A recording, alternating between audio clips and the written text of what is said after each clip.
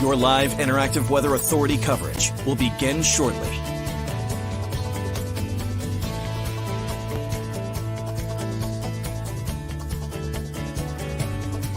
Your live interactive Weather Authority coverage will begin shortly.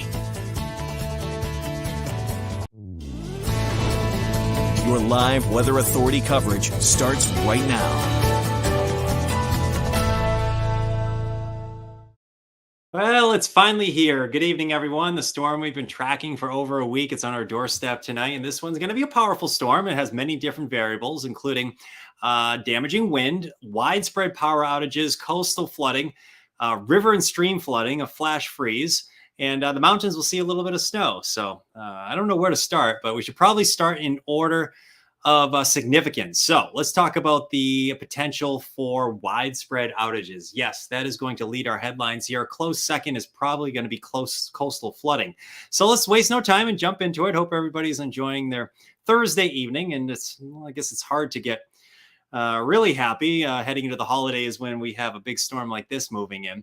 I think by this time tomorrow, there'll be a large portion of the population without power. That's what I think is going to happen here.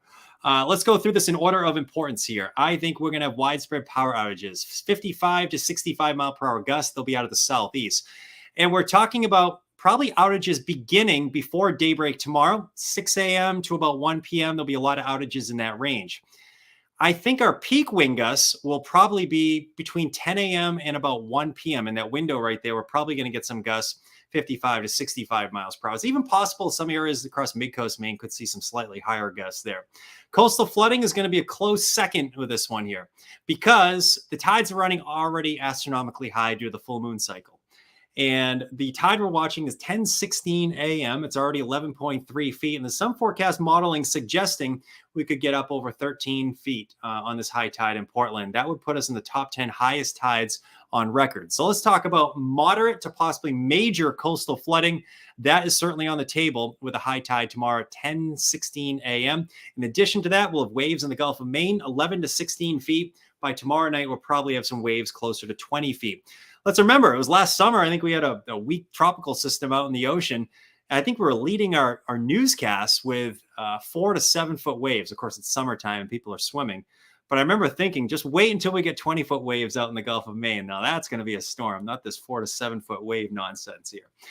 River and stream flooding, that's going to be third on the list here because we're looking at probably 1 to 3 inches of rain. We have 1 to 2 feet of snow on the ground in some areas, and a lot of that will be melting and heading into Maine and New Hampshire streams and rivers. Some of the more reactive rivers, like the maybe the Presumpscot River, the Saco River, the headwaters up near Freiburg, Conway, the Sandy River, those will get going earlier. The Androscoggin and Kennebec, we'll be watching those probably from more so Friday night and into the weekend here. Flash freeze, that is on the table as well. We've been highlighting the time frame 5 p.m. tomorrow to about 10 p.m. So the reason I want to bring that up here, maybe road crews, maybe you're in charge of snow removal. Well, we're not going to have any snow removal tomorrow, but a lot of these snow removal crews have to get the salt down the roads, the parking lots, the driveways, the sidewalks. I suggest maybe by 5 p.m., let's get the salt down here because I think we're going to go from low 50s to probably 20s over a very short span, maybe just 3-4 hours here. It's going to be something to watch. I think this is probably the strongest cold front that I have seen since I've been working professionally here. It's possible. I'd have to go back and look, but we're talking about a serious cold front here, and that goes back 23 years. So we'll have to see how this plays out. But this is a pretty powerful storm. I mean, we're going to get through this. I'm not worried about that, but I would definitely take the storm seriously. Satellite radar shows some of the rain trying to get into the area. We have a sharp rain snow line. At first glance, you say, okay, some areas could get some hefty snow, and that certainly is possible. The higher elevations in the mountains, there'll be some spots that get over 6 inches of snow. The front end of this is the warm front right here.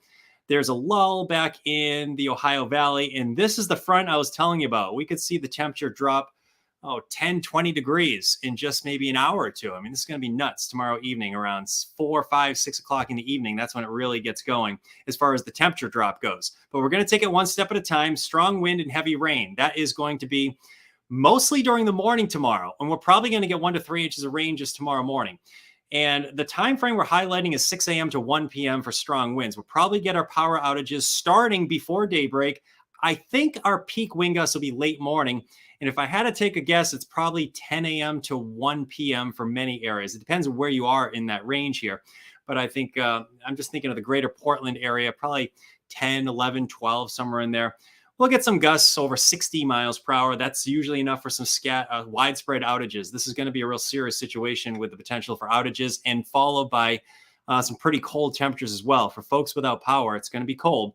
And it looks as if now's the time to start preparing. I mean, we can charge up our devices. We can get the flashlights ready. Maybe get some gas for the generator if you have one. These are all things that I'm thinking about right now as well. Okay, so 4 o'clock in the afternoon. This is the front I was telling you about. This one is going to be, from a meteorological perspective, this is going to be exciting to see. From a just a random guy that's getting ready for the holidays here, I am not excited to see this, because colder air is going to come rushing in here so quickly here. It's going to be something to watch here. I think we're going to go from low 50s to probably 20s over just a couple hours. And you'll wake up to teens Saturday morning. I think Saturday day we'll have a hard time getting out of the upper teens and low 20s. Okay, here we are at 11 o'clock tonight. The rain is already starting to move in. There'll be a rain snow line initially, and that runs from northern Kennebec County to northern Androscoggin County, right through the west, probably just north and west of Sebago Lake. South of that line, we're looking at all rain. North of that line, we'll start as some snowfall. And some areas will get some decent snowfall accumulations before the changeover. Here we are, 7 o'clock in the morning tomorrow. Now it's really starting to crank up. This is probably part of the worst of the storm. The worst of the storm is probably late morning, I think. But we're getting into some really nasty stuff at this point. It's a southeast wind, meaning the wind comes out of the southeast. Temps are running in the 40s at this point. Notice some areas in the mountains still dealing with some snow with temps in the 30s. Again, this is just an estimate as far as temperatures and precipitation type. But most of us get rain. Areas that start as snow, you'll transition over to rain here. And this is about 10 o'clock in the morning. This is probably the window of our strongest winds. 55 to 65 mile per hour gusts should be expected, especially near the coastline.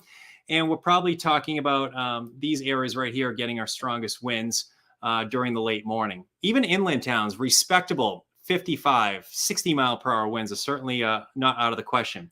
Here's that lull I was telling you about. It's funny, yesterday we were doing a Facebook Live, and I didn't even think of this question. Somebody on Facebook Live asked me, they said, "Hey, Charlie, what's the best time to travel on Friday?" And I was thinking, okay, heavy rain, strong wind in the morning.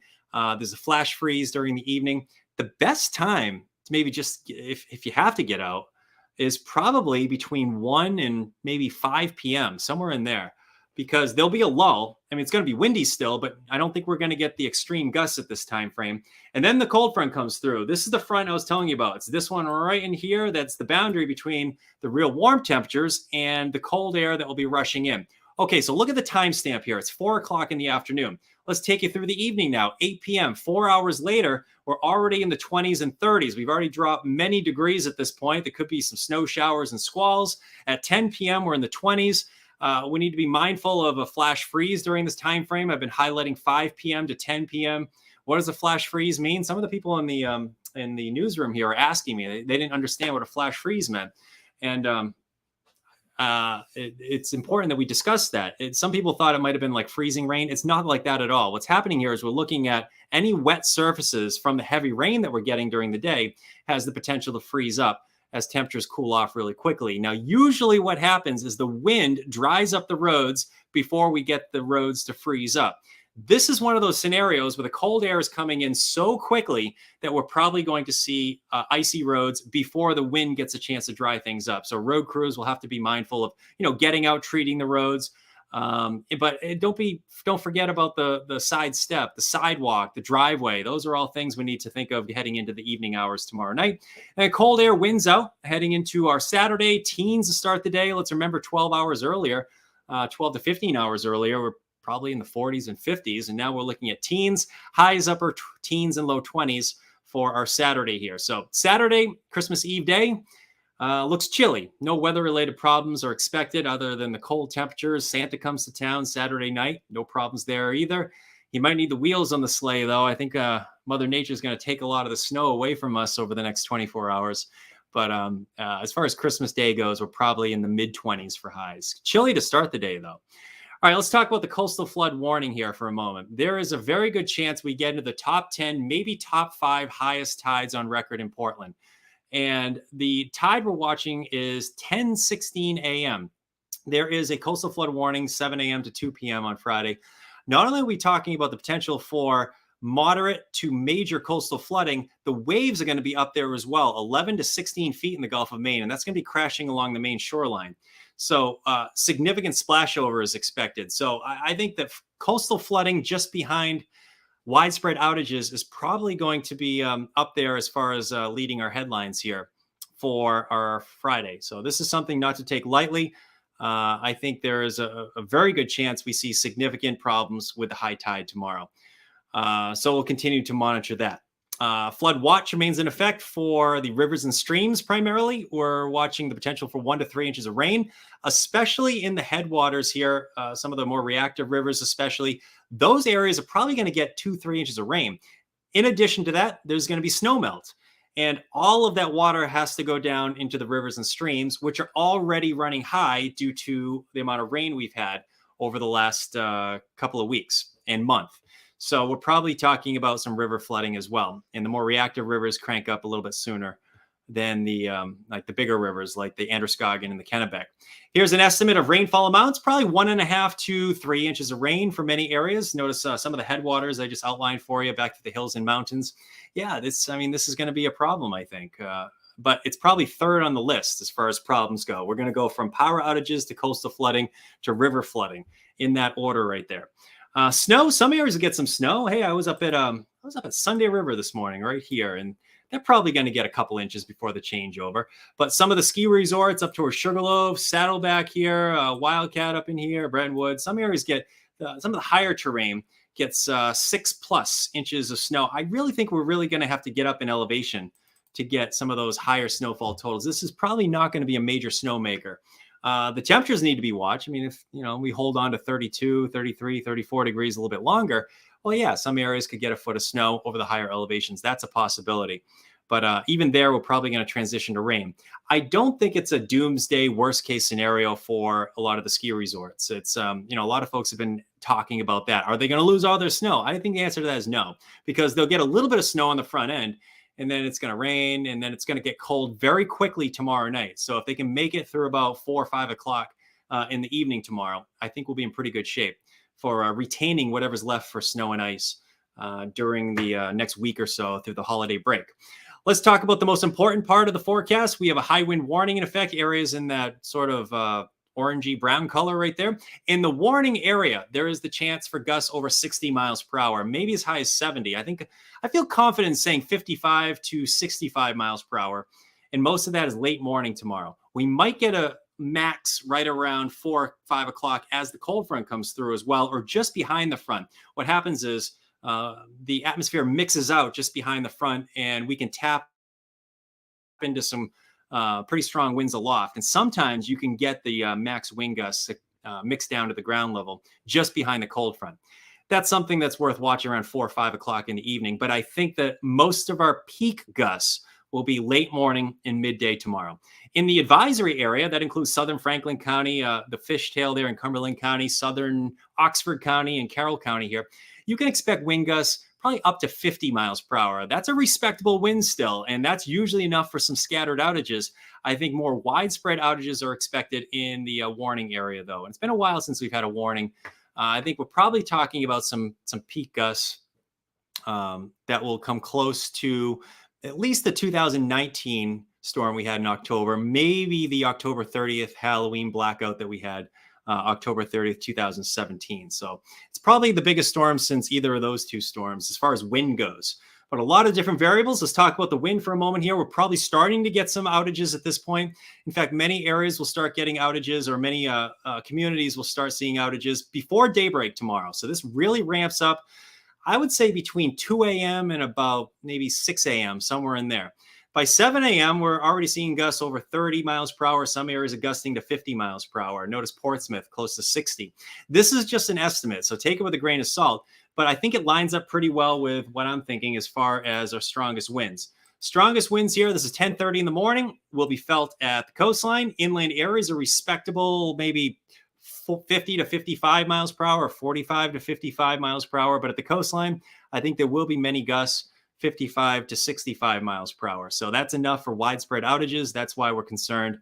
Of course, with the cold air coming for the weekends, not great news for the holiday either. So tomorrow's a weather-worn day for wind. It's a weather-worn day for flooding, river flooding, coastal flooding, and also a flash freeze. But I think the wind is going to lead our headlines. Now, this model does not pick up on my theory that we could see one more max gust, maybe just as the front comes through, and that's maybe around 4 or 5 o'clock or so. I would not be shocked. You can kind of make out the front where it is. See if I can draw it on here right here. See the wind direction, how we shift from southeast over to southwest.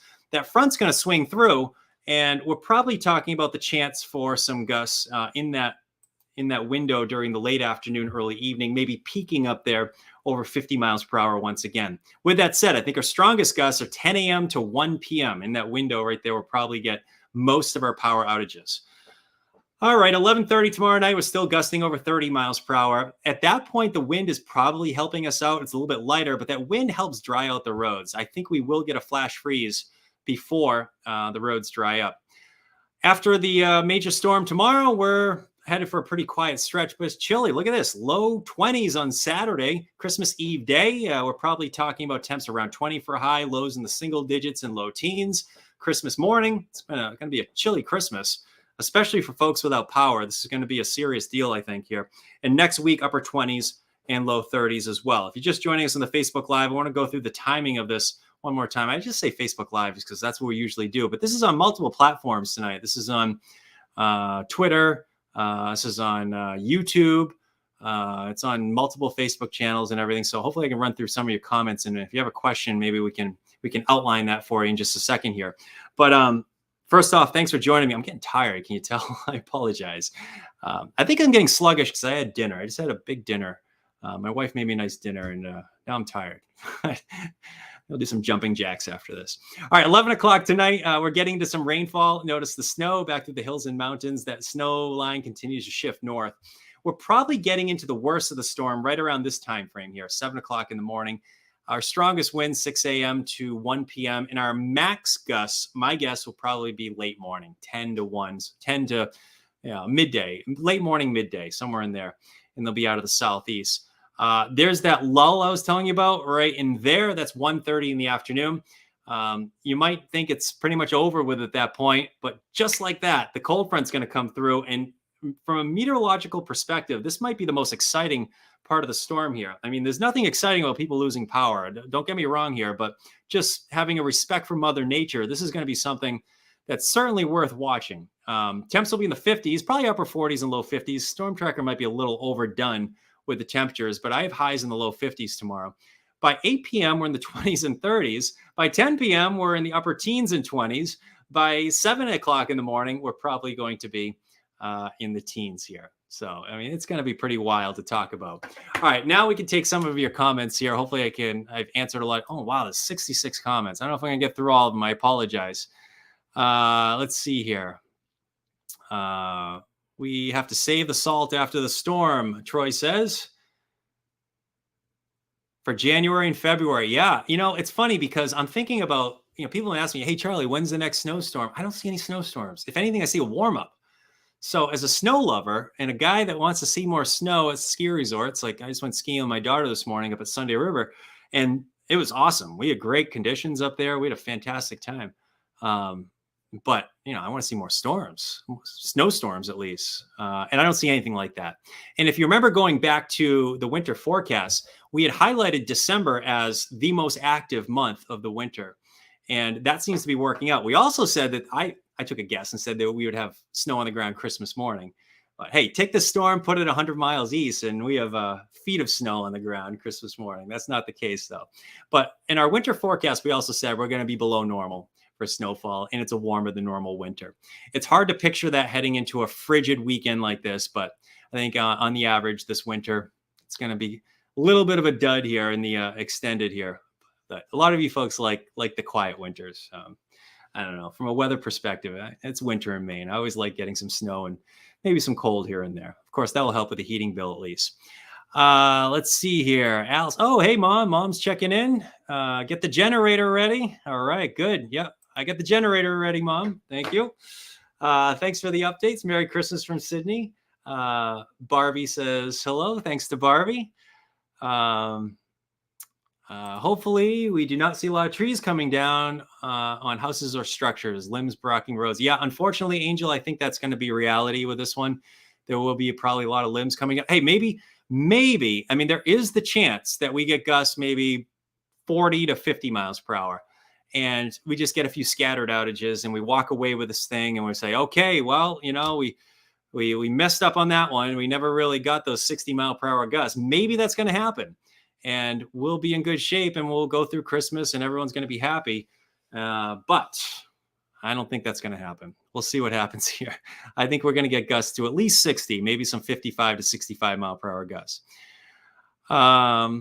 Let's see here. Alfie says, would you say some freezing rain? No, I don't think we're getting freezing rain at all. Good question. Freezing rain will not be an issue with this storm. I think it's either rain or snow to start this out. As the cold front comes through during the evening, you might get some snow showers, a squall perhaps, but no freezing rain. Let's see here. Troy says, north of Maine, we can have the snow. All righty. I guess you're right. A lot of people don't like the snow. It's been such a weird winter, hasn't it, so far? Actually, technically, winter just started, but I say winter starts December 1st.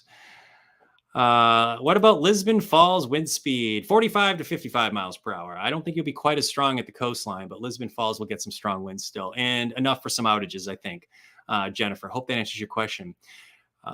Hello, Jennifer. Hello to you as well. Thanks for checking in tonight. Darlene says, we are prepared here at the coast and we are praying. That's good. Good news. Merry Christmas to you, Darlene. Darlene says, thanks, Charlie. Hello, and thank you. Oh, boy. Everybody's talking about losing power, losing phones. Wear your ice skates in the early morning, Troy says. Yeah, absolutely. You know, David used to have his ice skating rink for his kids, and he'd flood it every night, and he was really good about it. And he says, you know what, this would be perfect. Get a couple inches of rain, you know, let it cool off a little bit, and the kids are going to be ice. So if you have one of those home rinks in your backyard, perfect. You know, this is going to be perfect for you.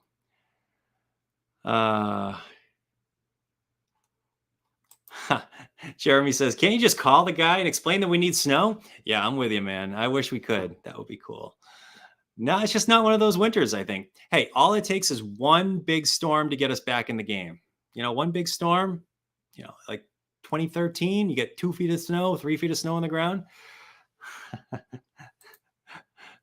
Oh, Pat says, hey, Charlie, can you talk a little bit more about the limestone fish shows? There are a few. You must have tuned in 2 days ago. Yeah, we were talking about, what was it? The Lemon Wheel. I went up to the Lemon Wheel. Were you at the Lemon Wheel, Pat? Yeah, that was, what was that? 1996, 95. Might have been 1995 or maybe 97. I don't know. It was in the 90s, but yeah, I mean, yeah, it was great. I mean, Lemon Wheel was great up there, Limestone. They don't have those big fish festivals anymore. I am a fan of fish, though. My wife and I go see them every time they come around. And when Trey Anastasio comes to Portland periodically, Pat, I don't know if you get a chance to go see him there, but it's always a good show to see. But yeah, I don't know. I don't have too many stories to tell from that fish show right now, but I do remember we had a lot of fun. It was a good show.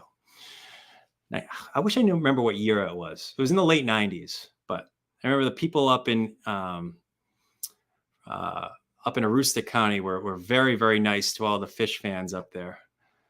So how about winds in Carrabassett? Oh yeah, the wind's going to be cranking up in Carrabassett. I think the ski resorts, they're not going to open tomorrow. It's one of those deals. Wind's going to be cranking.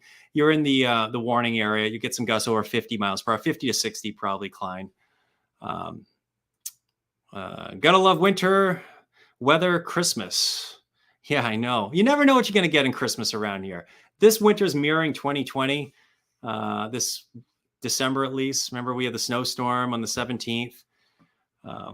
I congratulated Matt Honig. Remember Matt Honig? He's such a nice guy. He was one of our meteorologists that he left. He's down at WMUR right now, and he got a good job down there. Can't blame him for leaving, for getting a good job. But I wish we still had him working here. But his birthday is the 17th, and in 2020 he's kind of a weather nerd, kind of like me, and he got all excited he was going to get a snowstorm on his birthday. Actually, his birthday's the 16th, I think, but or is it the 17th? I can't remember. But anyway, he got a snowstorm on his birthday, and he got a snowstorm on his birthday this year too. Regardless, I'm see, this is what happens when we start talking about fish shows up in northern Maine, up in Limestone, and then former meteorologists, CBS 13, Fox 23 meteorologists' birthdays and snowstorms. That's when you need to know, okay, it's time to, all right, Charlie's off the rails now. We need to wrap this thing up. Maybe not 50-50 chance. My guess we're talking about outages. Yeah, we'll see. I think there'll be widespread outages. Let's see here. Ours is only 200 years old, but it's a wind tunnel. I think I need to read previous comments for some of these. I apologize. Isaac says, hey, Isaac. I know Isaac very well. How you doing, buddy? How about power outages in Buxton? Yeah, I plan on some, buddy. It looks like we're going to get some outages area-wide, so I'm prepared for it. I think we're in good shape. Looks like the wind's going to be crazy, Angie says. Yes, I would agree with that 100%.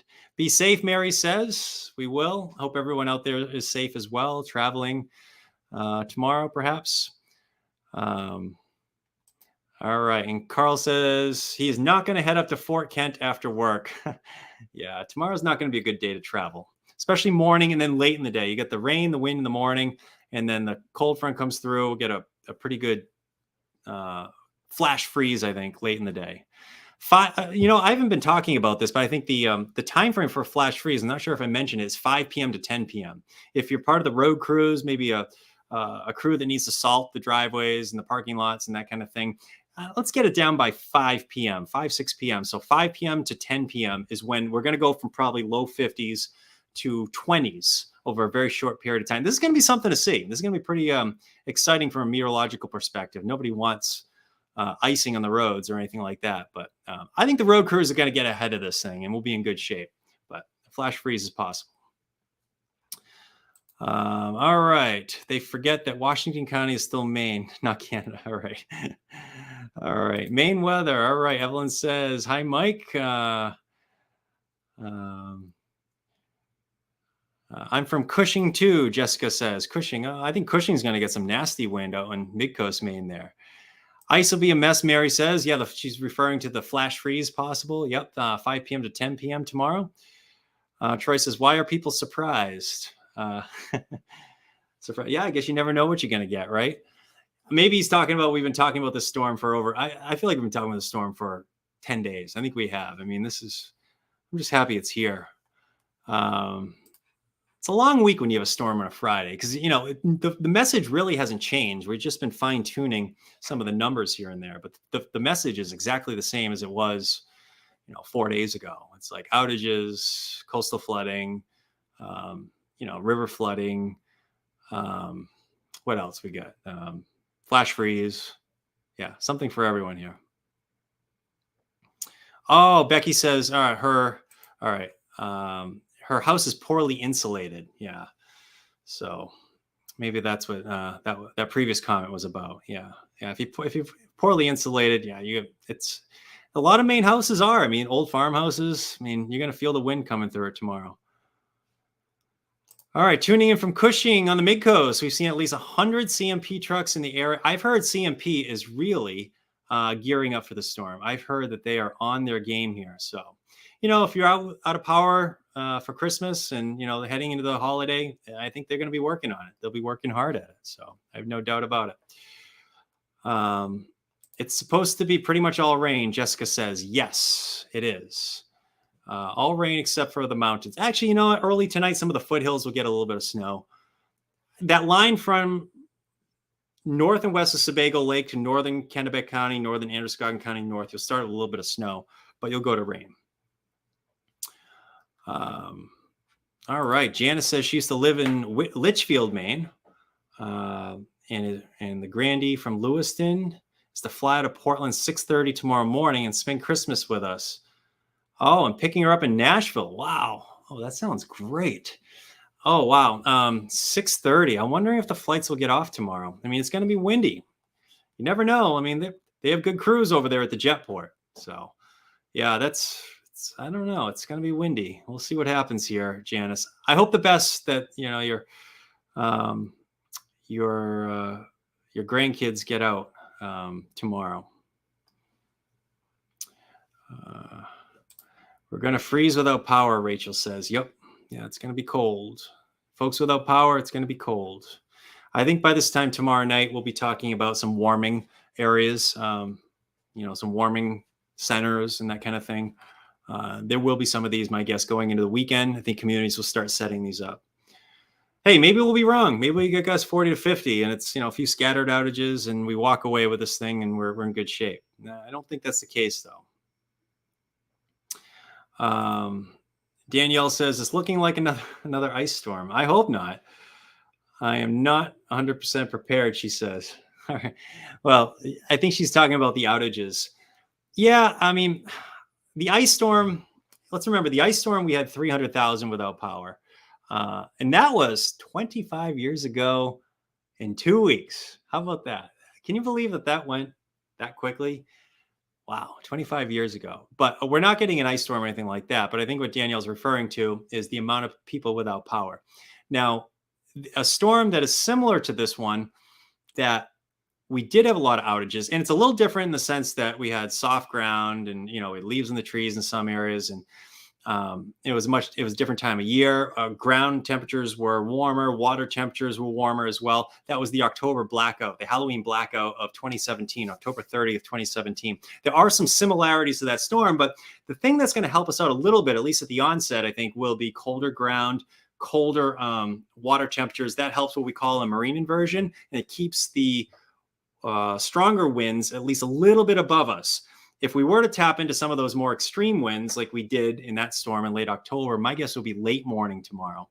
So yeah, I mean the ice storm, that was a different setup because things were just destroyed. Power lines are destroyed, trees. all the birch trees are gone. It was crazy.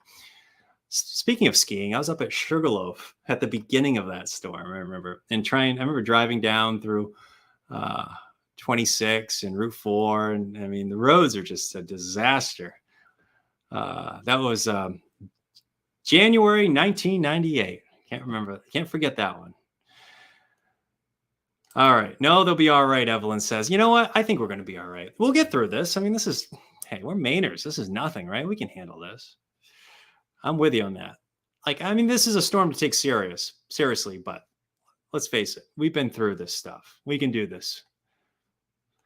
Holy cow, Batman. Christopher says, what about Wiscasset? Yeah, Wiscasset's going to get some strong winds, 55 to 65 miles per hour, Angel. Hope that helps out there. Widespread outages. You get the high tide, 10:16 a.m. Yeah, still snow in the trees, Klein says. Yeah, I was just up at Sunday River today, and as you get up, there's a certain elevation where there's still a lot of snow in the trees. And okay, those start swaying around. You're going to have some more outages. Yeah, that's a good point, Klein, because those branches are still pretty heavy, and we'll see if they can take a wind. Chuck says, my kids live in the shed. Should I let them in the house? Let them in the house, Chuck. We'll be fine, he says. Yeah, I'm with you on that. I think we'll be all right. It's just going to be cold if we're out of power. This is it. We live in Maine, right? We're resilient. What's the timing? Eric says, of the flash freeze. Winds dying down. Kind of looks like ice buildup, isn't it? Okay, yeah. So first question, flash freeze, 5 p.m. to 10 p.m. The winds dying down. Strongest winds, 6 a.m. to 1 p.m. Peak wind gusts, 10 a.m. to 1 p.m. The afternoon winds will be strong, gusts over 30 to 40 miles per hour. But then I think we'll get a very defined gusts, probably right around the time, maybe 15 minutes of gusts, right around the time the cold front comes through, 4 or 5 o'clock or so. So there'll be a long duration of strong winds in the morning, and then there'll be a small window of strong winds late in the day as the cold front comes through, just behind the cold front, I think. And then after that, it's 5 p.m. to 10 p.m. for a flash freeze. Yeah, it's gonna get nuts. All right, let me go through this. I've answered all these questions, I hope. Hopefully it won't be like 2017, the October storm. Justin says, yeah, I mean, there's a lot of similarities. There are. The good news is the forecast modeling does not look quite as extreme as it did just a couple days ago. There was one forecast model run about 2 days ago in the morning that looked a lot like that storm. This one has similarities. The track is similar. The low level jet is similar. It's not quite as strong as that storm. We had 100 knot winds at 6,000 feet in the October 30th, 2017 storm. We also had warm ground temperatures and warmer waters. So what we call the marine inversion wasn't quite as strong in that storm. This one hopefully will be a little bit better. I don't think it's quite as strong as that storm. I think we will get gusts 55 to 65, but in that October 30th storm, we had a peak wind gust of 69 miles per hour, which is the seventh strongest wind recorded at the Jetport. Yeah. It ties for a couple other storms. It might be like Hurricane Carol or something like that. I can't remember.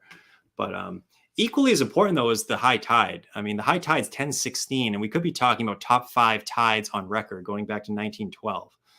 So that's on the table as well. So, yeah. I mean, we're talking all about this wind, and we could be talking about historic high tide tomorrow. So moderate to possibly major coastal flooding is expected.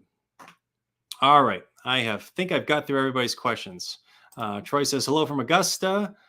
Being cancellations, closings tomorrow, Augusta. Yeah, my guess is there will be cancellations, closings. Kids are out of school, I think, for the most part. So we'll be in good shape there. Klein says he has a bad feeling for you all.